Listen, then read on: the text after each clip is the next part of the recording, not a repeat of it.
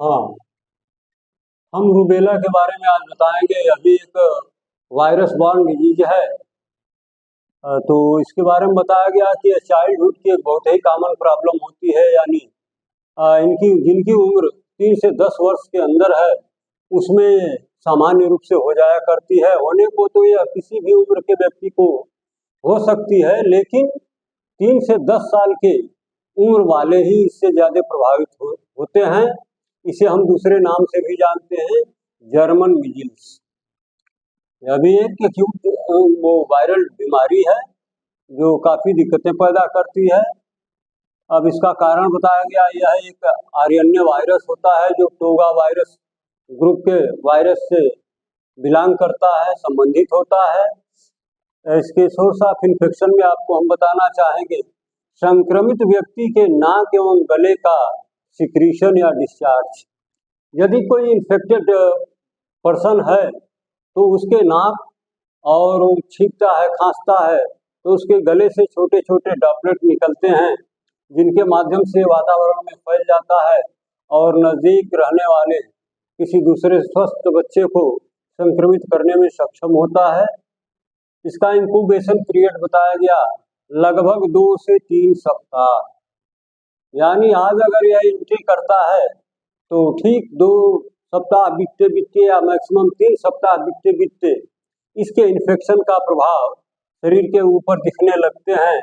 तो पहला लक्षण क्या मिलता है क्लिनिकल फीचर्स में कि हल्का बुखार होगा, माइल्ड फीवर होगा, कोराइजा मतलब जुकाम होगा, नाक से डिस्चार्जेज होंगे, सोर थ्रोट, गले में खराश हो जाएगी क्योंकि वहां पर इन्फेक्शन है, और बदन दर्द, पूरे बॉडी में शरीर में दर्द होना शुरू हो जाएगी, लिम्फेडिनोपैथी हो जाएगी, जो लिम्फ नोड्स होती हैं उनमें इन्फ्लेमेशन हो जाएगा, शरीर पर लाल रंग के चकत्ते या दाने जो निकलना शुरू हो जाते हैं। यही इस बीमारी की सबसे पहली पहचान मानी जाती है।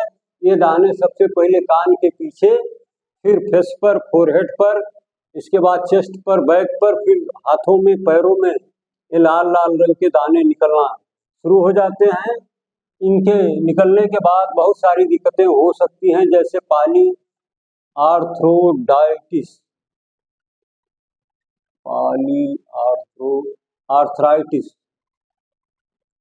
बॉडी के जो विभिन्न जोड़ हैं उनमें इन्फ्लेमेशन हो जाएगा, दर्द हो जाएगी, थ्राम्बोसाइटोपेनिक परफ्यूरा, मतलब ये जो प्लेटलेट्स आप जिसको थ्राम्बोसाइट बोलते हो उनकी संख्या घट जाएगी।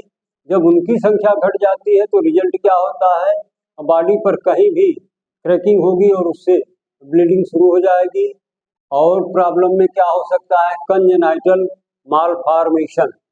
जन्मजात बच्चों में लगभग 70 से 80% बच्चों में ये कंजेनाइटल मालफॉर्मेशन के लक्षण मिलते हैं, जैसे कटरैक्ट, कटरैक्ट मतलब मोतियाबिंद हो जाना, septal defect in heart, heart का जो सेप्टम होता है उसमें डिफेक्ट आ सकता है, मेंटल रिटार्डेशन, मानसिक रूप से बच्चा कमजोर होगा यानी मंद बुद्धि होगा। तो ये तमाम लक्षण मिलते हैं। इवन प्रेग्नेंट महिलाओं का जो फर्स्ट ट्राइमेस्टर होता है उसमें गर्भस्थ शिशु के एबॉर्ट होने के भी चांसेस बढ़ सकते हैं। तो इतनी ये जबरदस्त बीमारी है कि ये इन लक्षणों को पैदा करती है। इससे बचाव का तरीका क्या है, उपाय क्या है, तो जो हम सबसे पहला उपाय अडॉप्ट करते हैं वो होता है वैक्सीनेशन। वैक्सीनेशन जिसका नाम है, वैक्सीन का नाम है रूबेला वैक्सीन। ये रूबेला वैक्सीन है क्या, लाइव एटेन्यूएटेड वैक्सीन, यानी संक्रमित व्यक्ति से हम जिंदा वायरस को निकालते हैं और लैब में उसको रिफॉर्म करते हैं और उसके पावर को, उसके टॉक्सिसिटी को खत्म कर देते हैं और फिर उसे हम वैक्सीन के रूप में यूज करते हैं। तो यही होता है लाइव एटेन्यूएटेड वैक्सीन। इसकी डोज बताई गई 0 से 5 ml, रूट इसका बताया गया सबक्यूटेनियस। इसकी एक खुराक 15 वर्ष तक इफेक्टिव होती है, प्रभावकारी होती है। अगर आज किसी बच्चे को लगा दिया जाए तो 15 वर्ष उम्र तक, आगे के 15 वर्षों में इसका फिर रिपीट अटैक नहीं हो सकता। गर्भवती महिलाओं में इसके प्रयोग से हमें बचना चाहिए, क्योंकि गर्भवती महिलाओं में जो इंट्रायूटेराइन फीटस है उस पर इसका दुष्प्रभाव पड़ सकता है, इसलिए हम प्रेग्नेंट महिलाओं को इसका प्रयोग नहीं करते हैं।